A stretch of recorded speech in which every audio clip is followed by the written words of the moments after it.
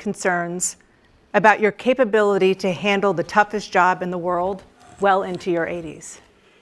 Well, first of all, I spent half my career being criticized being the youngest person in politics. I was the second youngest person ever elected to the United States Senate, and now I'm the oldest. This guy's 3 years younger and a lot less competent. I think that just look at the record. Look at what I've done. Look how I've turned around the horrible situation he left me. As I said, 15 million new jobs, 800,000 manufacturing jobs, more investment in America, over billions of dollars in private investment in enterprises that we are growing. By the way, we brought an awful lot of people. The whole idea of computer chips, we used to have 40% of the market. We invented those chips, and we lost it because he was sending people to find the cheapest jobs overseas and to bring home a product. So I went to South Korea. I convinced Samsung to invest billions of dollars here in the United States. And guess what? Those fabs, they call to build these chips, those fabs pay over $100,000. You don't need a college degree for them. And there's billions, about $40 billion already being invested and being built right now in the United States, creating significant jobs for Americans from all over the world. Former President Trump, to follow up, you would be 82 at the end of your second term.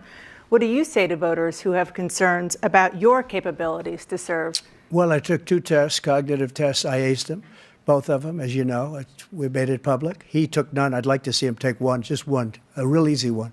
Like go through the first 5 questions. He couldn't do it. But I took 2 cognitive tests. I took physical exams every year.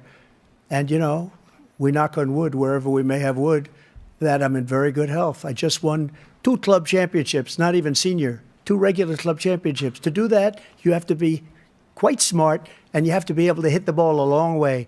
And I do it. He doesn't do it. He can't hit a ball 50 yards. He challenged me to a golf match. He can't hit a ball 50 yards. I think I'm in very good shape. I feel that I'm as in good a shape as I was 25, 30 years ago. Actually, I'm probably a little bit lighter, but I'm in as good a shape as I was years ago. I feel very good. I feel the same. But I was willing to take a cognitive test. And you know what? If I didn't do well, I aced them. Dr. Ronnie Jackson, who's a great guy when he was White House doctor. And then I took another one, a similar one.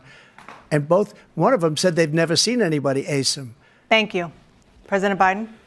You can see he is 6'5" and only 223 pounds, or 235 pounds. Well, you said 6'4", 200. Well, anyway, that's what anyway, just take a look at what he says he is and take a look at what he is. Look, I'd be happy to have a driving contest with him.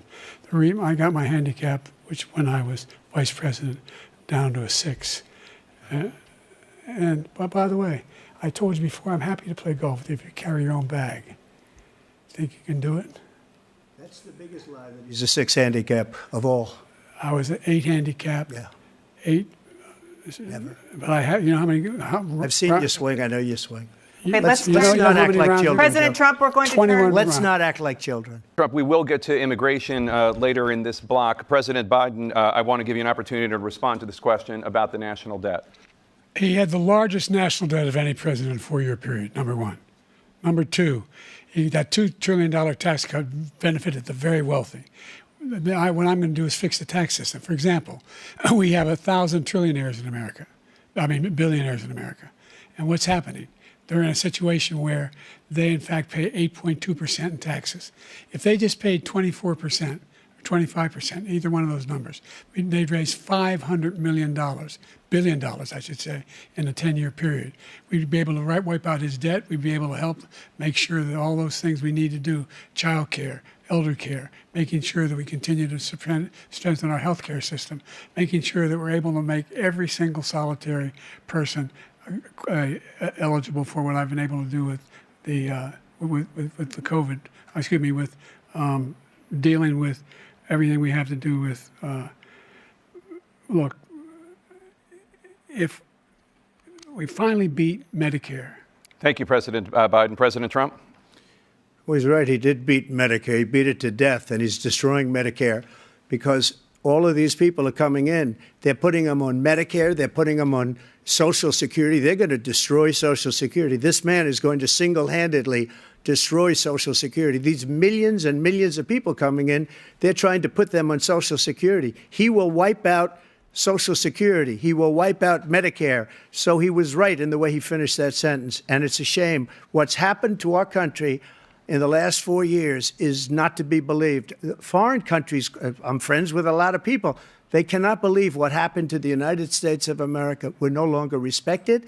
They don't like us. We give them everything they want, and they think we're stupid. They think we're very stupid people. What we're doing for other countries, and they do nothing for us. What this man has done is absolutely criminal. President and it's Biden, a very sad day in America. President Biden, you have the mic. Every single thing he said is a lie. Every single one. For example, veterans are a hell of a lot better off since I passed the PACT Act. 1 million of them now have insurance, and their families have it. Their families have it because what happened, whether it was Agent Orange or burn pits, they're all being covered now. And his group opposed that. We're also in a situation where we have great respect for veterans. My son spent a year in Iraq, living next to one of those burn pits, came back with stage 4 glioblastoma. I was recently in France for D-Day, and I spoke all about those heroes that died. I went to the World War I cemetery he refused to go to. He was standing with his 4-star general, and he told me, he said, I don't want to go in there because they're a bunch of losers and suckers. My son was not a loser, was not a sucker. You're the sucker. You're the loser. President Trump? First of all, that was a made-up quote, suckers and losers. They made it up. It was in a third-rate magazine that's failing, like many of these magazines. He made that up. He put it in commercials. We've notified him. We had 19 people that said I didn't say it. And think of this. Who would say I'm at a cemetery or I'm talking about our veterans? Because nobody's taken better care. I'm so glad this came up, and he brought it up. There's nobody that's taken better care of our soldiers than I have. To think that I would, in front of generals and others, say suckers and losers. We have 19 people that said it was never said by me. It was made up by him, just like Russia was made up, just like the 51 intelligence agents are made up, just like the new thing with the 16 economists are talking. It's the same thing. 51 intelligence agents said that the laptop was Russia disinformation. It wasn't. That came from his son, Hunter.